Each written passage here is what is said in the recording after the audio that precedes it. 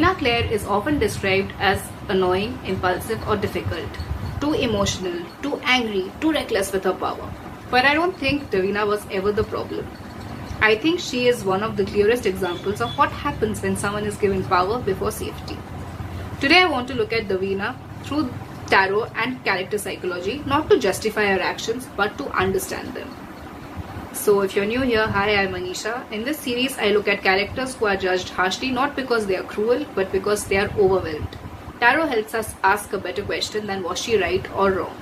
It asks us what stage of emotional development is this person in, what are they being asked to carry, and were they ever given the tools to carry it safely. Davina Claire's story isn't about villainy, it's about containment. So now Davina begins very clearly as the Page of Wands. Pages represent beginnings, raw energy without regulation. The Page of Wands is instinct, spark, and untamed power. This archetype feels first and thinks later. There's passion, creativity, and enormous potential here. But pages don't yet know how to contain what they carry. Davina isn't volatile because she is irresponsible. She is volatile because her power awakens before her nervous system is ready. She is asked to be powerful and obedient at the same time. Davina's life is structured by the Tower. The Tower represents sudden loss, betrayal, and forced transformation. It appears when systems collapse without consent. For Davina, this looks like being sacrificed, being used as a resource, having her autonomy overridden, losing safety figures repeatedly. The Tower doesn't arrive once in her story, it arrives again and again. And this matters because trauma without recovery creates hypervigilance. It teaches the body that power must be used defensively or it will be taken. When Davina is at her most difficult, she is often read as cruel or vindictive. But tarot gives us a more accurate lens. This is the devil, not as evil but as bondage.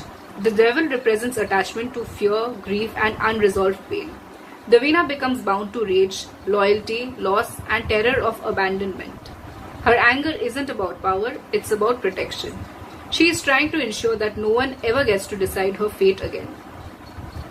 Davina is misread because we expect emotional maturity from people we exploit. We want her to be grateful, we want her to be reasonable, we want her to regulate her emotions. She was never taught to regulate. But tarot reminds us that regulation comes after safety, not before. When Davina finally moves toward healing, it's through the Star.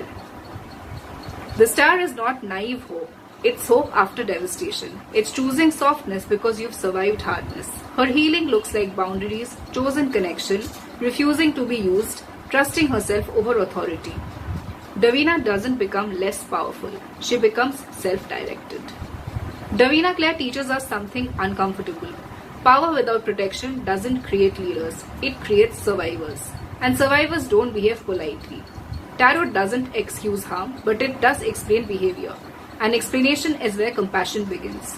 Davina Claire was never meant to be easy. She was meant to be understood. Her story asks us to reconsider how we treat powerful, emotional young women. Not as problems to manage, but as people who need safety first. And I am feeling so much better after I kind of explored Davina's story through tarot, because I know in the fandom a lot of people hate Davina, and I've always felt a lot of empathy towards her character, a lot of compassion towards her, because I said this in a video about Amy March that she was 12 years old.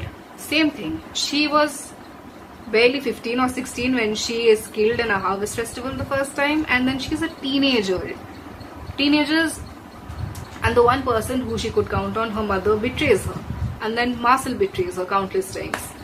So, her story is utter tragedy.